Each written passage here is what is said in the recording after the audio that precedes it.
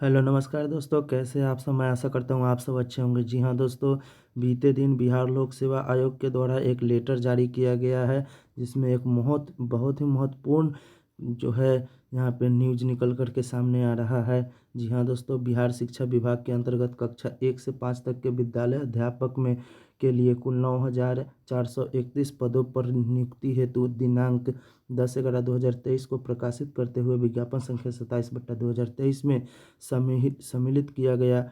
उक्त पदों के लिए अनिवार्य अर्हता निम्नलिखित है। जी हाँ दोस्तों, यहाँ पे अर्हता बताया गया है कि भारत का नागरिक हो, राज्य सरकार अथवा केंद्र सरकार द्वारा समय समय पर आहुत शिक्षक पात्रता परीक्षा जैसे सीटेट पेपर 1 या बीटेट पेपर 1 क्वालिफाई हो, और उसके साथ साथ इसमें ये सब दिया गया है। लेकिन हम इसमें आपको विशेष एक चीज़ दिया है जो आप सबको हम बताएंगे। ये सब तो पहले भी आपको पता होगा, लेकिन यहाँ पे जब नीचे आइएगा तो यहाँ पे आपको दिखेगा सब्जेक्ट, यानी कि यहाँ पे लिखित परीक्षा, यहाँ पे सिलेबस दिया हुआ है। ठीक है, देखिए कक्षा 1 से 5 तक के विद्यालय अध्यापकों हेतु लिखित परीक्षा वस्तुनिष्ठ के लिए परीक्षा संरचना एवं पाठ्यक्रम निम्नलिखित होंगे।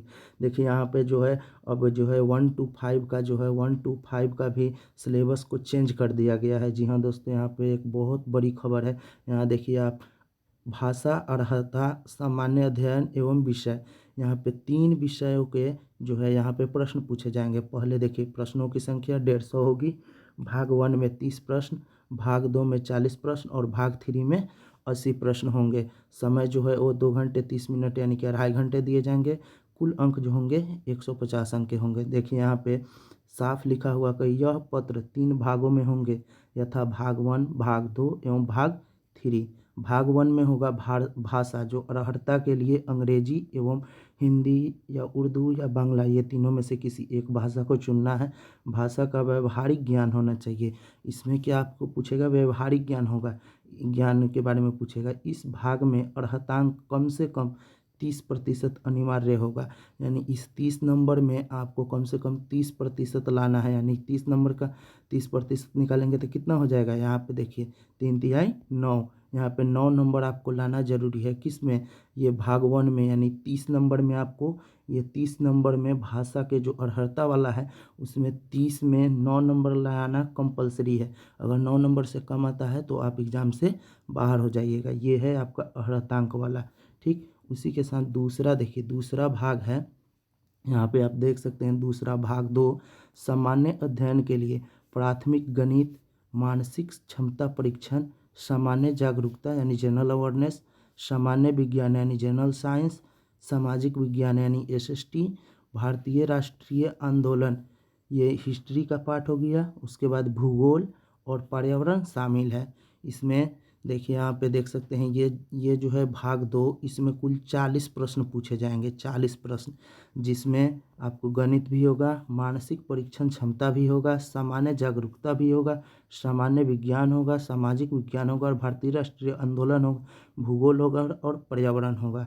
यहीं पे अब बात करें भाग 3 के, यहाँ पे देखिए एक नया चीज़ जोड़ दिया गया है। यहाँ पे भाग 3 में क्या है कि हिंदी भाषा, उर्दू भाषा या बांग्ला भाषा, तीनों में से किसी एक भाषा का चुनाव करना होगा। उपरोक्त विषय पत्रों के पाठ्यक्रम एससीईआरटी या एनसीईआरटी से संबंधित होंगे, लेकिन इसका स्तर उम्मीदवार हेतु निर्धारित न्यूनतम अर्हतांक के आलोक में होगा।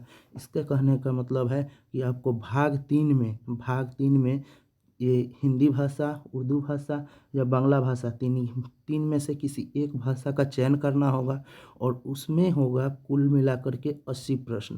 कुल मिलाकर कितने होंगे, 80 प्रश्न।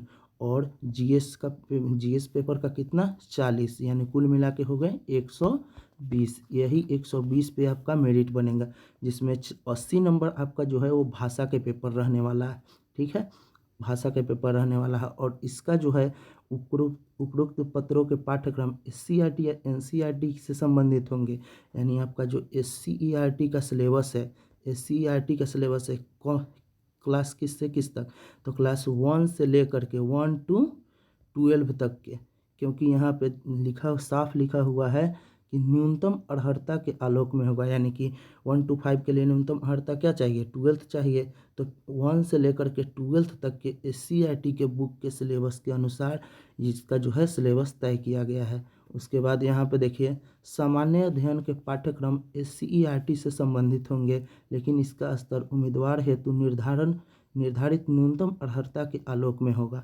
यानी कि यहाँ पे GS का जो आपका पेपर है उसका वो किससे पूछा जाएगा, तो SCERT पे आधारित होगा, SCERT सिलेबस पे आधारित होगा। यानी कि आपको कक्षा 6 से लेकर के कम से कम कक्षा 6 से लेकर 12वीं तक के जो है पूरा GS पेपर का जितना पोर्शन आता है सभी को आपको पढ़ना होगा। उसके साथ नीचे देखिए लिखित परीक्षा वस्तुनिष्ठ एवं बहुविकल्पिक यानी MCQ होगा। यहाँ पे ये सब जानते हैं कि यहाँ पे क्या होगा, MCQ होगा। ठीक, गलत उत्तर के लिए ऋणात्मक अंक यानी कि निगेटिव मार्किंग नहीं होगा।